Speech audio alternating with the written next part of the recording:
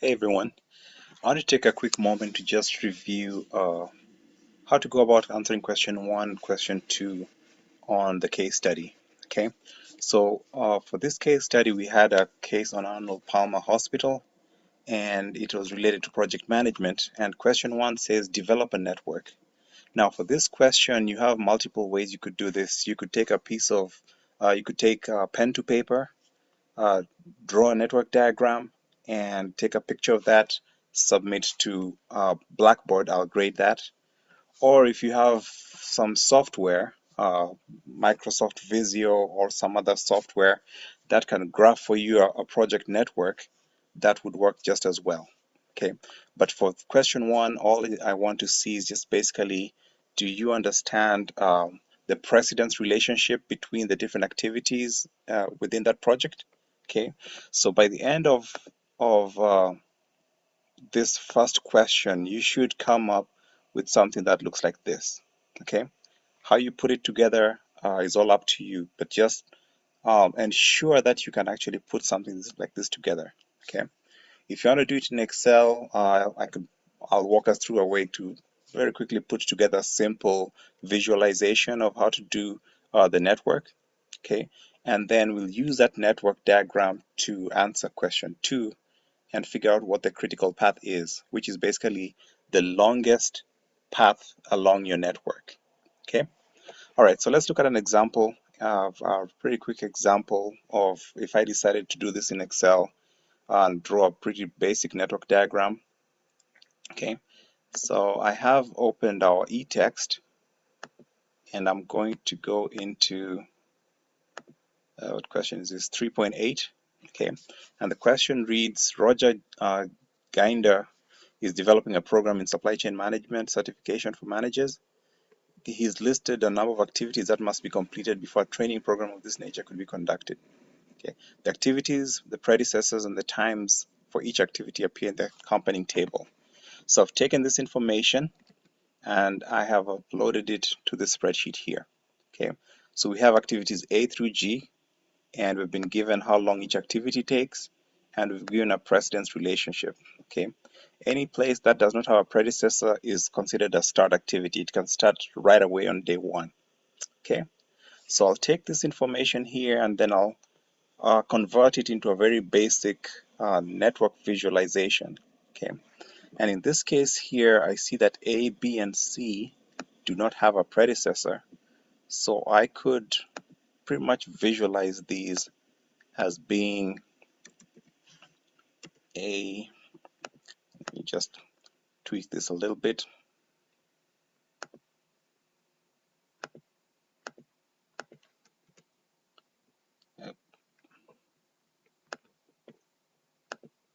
Make it slightly bigger.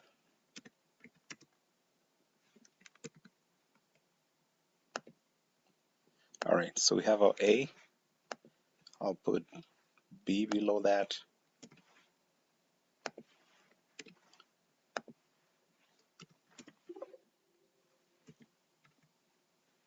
And then I'll put C below that.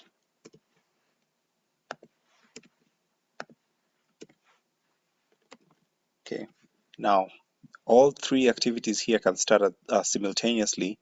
They don't have any predecessor. They both start in time period 0. Okay, activity D follows B, so I will move and have D somewhere here.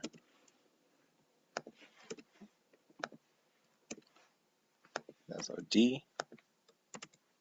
And E follows A and D. So I'm going to have E somewhere here.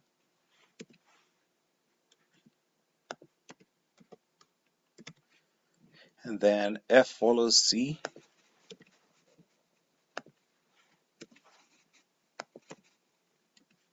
And finally, G follows both E and F. So I'm going to have, let's have it somewhere here.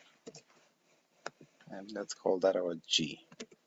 Okay, now this is very basic. I'd rather do it using project management software, but that's not required for this classroom. But the whole objective of this exercise is to try and ensure that you can visualize the layout, the kind of like the manner in which the project is going to be conducted from the very first activities to the very last. Okay, right now I just have a bucket of activities. I have to find a way to connect them. So it's important to add directional arrows, and I'm just going to do that here. As I said, you can do this, it might be faster for you to do this just by drawing it on a piece of paper. I usually just find this just as effective for that graphing and visualization of what I need to do. Please make sure you include your directional arrows, because you need to know what's the flow of your project. And it's almost always going to be from the left hand side of your screen to your right hand of the screen. Okay, so D follows B, E follows A and D. So that's the other arrow we have here. And then we had F follows C, and then G follows both E and F. So follows both E and F. Okay, so we end up with a diagram that looks something kind of like this. Okay, and that's all that I require for you for question 1 of the assignment. Okay, if we were to go into slightly greater depth, then you'd include the duration of time associated with each activity.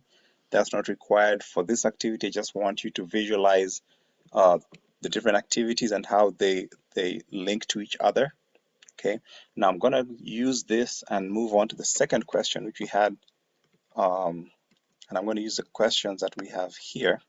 What's a critical path and how long is the project expected to take? Okay, now for this question, I'd like you to do it in Excel, and I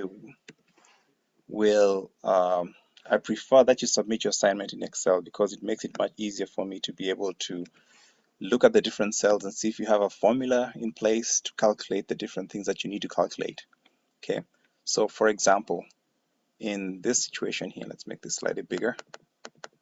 I need to know what's the earliest start, ES, what's the earliest finish, what's the latest start, what's the latest finish, and is there any slack?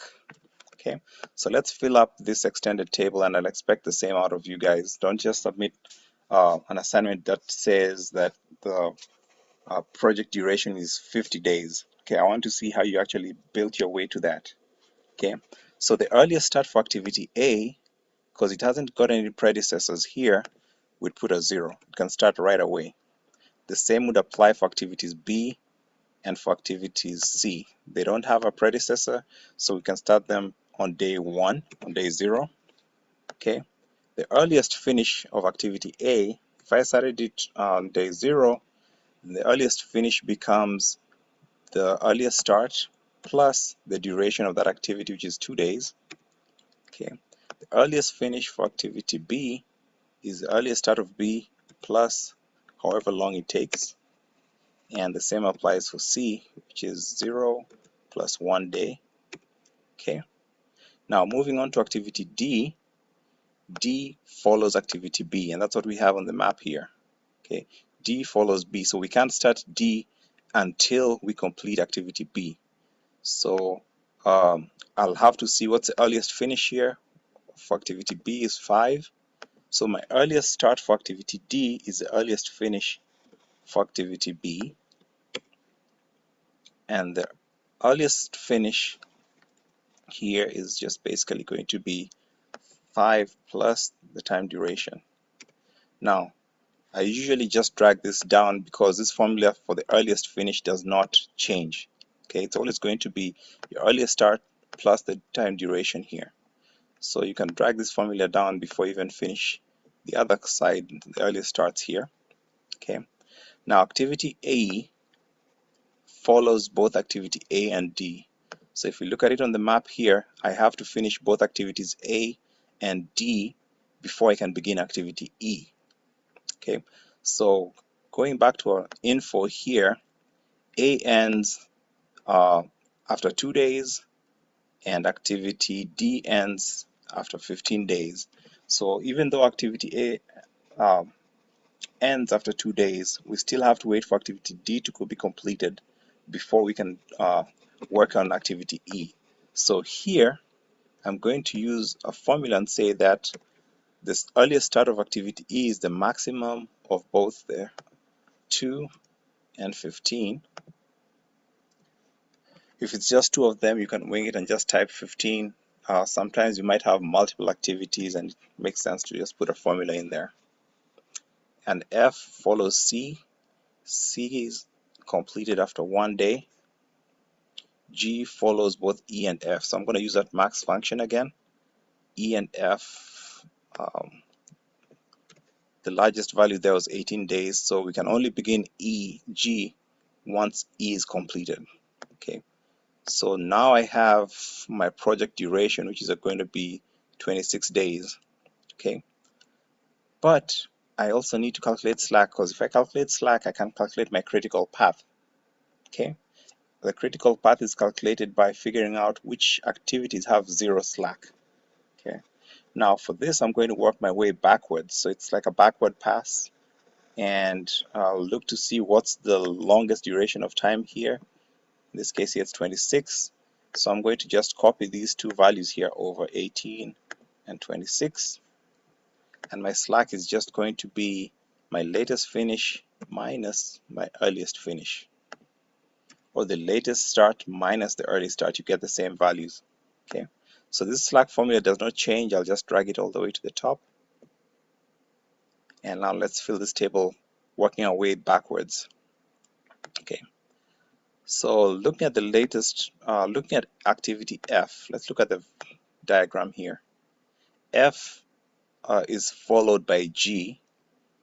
So in the backward pass, the latest finish for F should be the latest start for G. Okay, so as soon as we finish F, we begin G. That's why I have an 18 and an 18 there.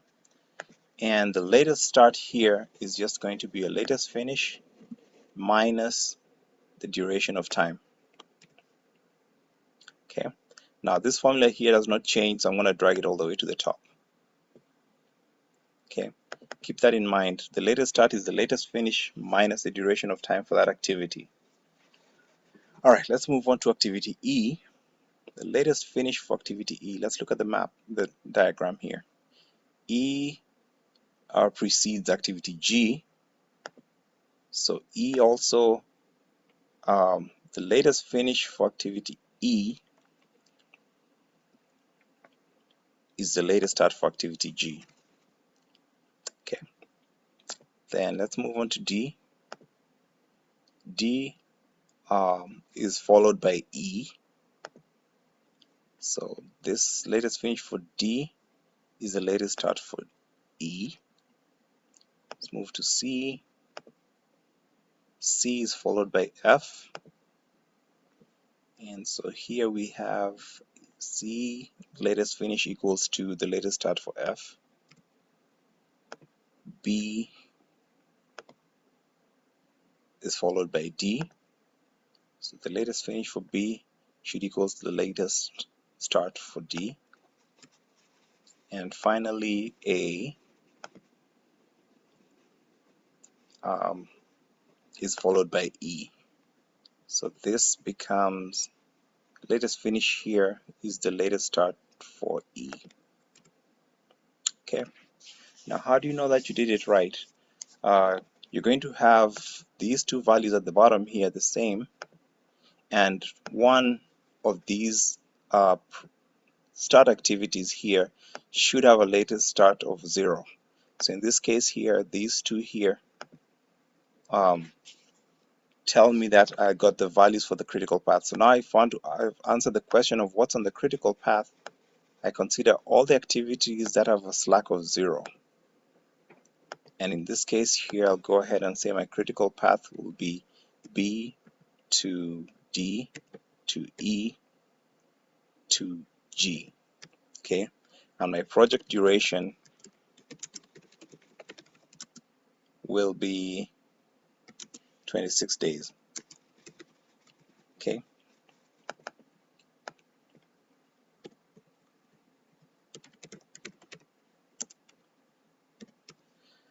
All right, so that's a pretty simple example of how you'd go about figuring out your project duration.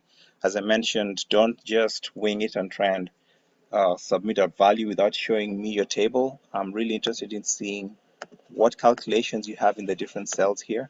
Don't I prefer you use Excel uh, as a business software rather than pulling out a calculator. Okay, this enables you to replicate different questions and answer different questions. If you can figure out what your earliest start, your earliest finish, your latest start, and your latest finishes are. Okay, so that answers question B. Okay, question 2. Question 3 and question 4 are subjective and just want to highlight your managerial acumen, show whether or not you're able to figure out what you should think about if you were to be put in the position of a supply chain or operations manager for the Arnold Palmer Hospital. Okay. All right. That's all I wanted to discuss here.